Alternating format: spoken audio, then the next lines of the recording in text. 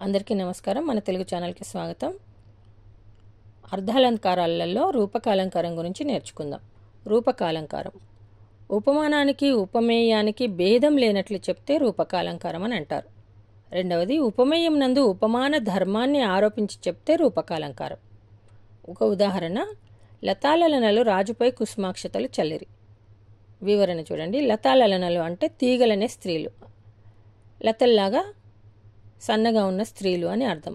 ఇందులో తీగలకు స్త్రీలకు భేదం లేనట్లుగా చెప్పబడింది. అంటే తీగలు సన్నగా ఉన్నాయి, స్త్రీలు కూడా సన్నగా ఉన్నారు అని భేదం లేనట్లుగా చెప్పబడింది. అలాగే కుసుమాక్షతలు అన్నప్పుడు పూలకు అక్షంతలకు భేదం లేనట్లుగా చెప్పబడింది. కుసుమాక్షతలు చల్లేరు, కుసుమాలను అక్షంతల్లాగా చల్లారు. కుసుమాలు అనేది అక్షింతలు, అంటే కుసుమాలకు అక్షింతలకు భేదం లేనట్టుగా చెప్పబడింది. అక్షింతలు చల్లుతారు కదా తలపైన, అలా కాకుండా పువ్వులను అక్షింతల్లాగా చల్లారు అని అర్థం. ఇది రూపకాలంకారం. ఇంకొక ఉదాహరణ, సంసార సాగరాన్ని ఈదుట మిక్కిలి కష్టం. సంసార సాగరాన్ని ఈదుట మిక్కిలి కష్టం. సంసారాన్ని ఈదడం కష్టమే, సాగరాన్ని ఈదడం కష్టమే.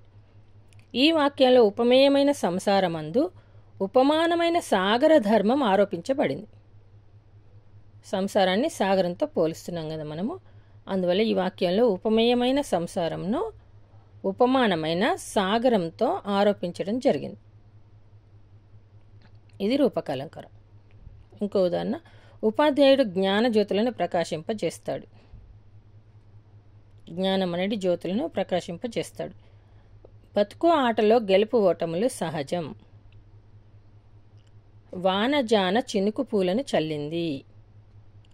వానజాన చినుకు పూలను, చినుకును పూలతో పోల్చడం జరిగింది. నవ్వుల వానలో తుళ్ళుతో పయనిస్తాం. నవ్వుల వానలో తుళ్ళుతో పయనిస్తాం. ఇవి రూపకాలంకారానికి సంబంధించిన పదాలు, వాక్యాలు. ఈ వీడియో కనుక మీకు నచ్చినట్లయితే లైక్ చేయండి, షేర్ చేయండి, సబ్స్క్రైబ్ చేయండి. ధన్యవాదాలు.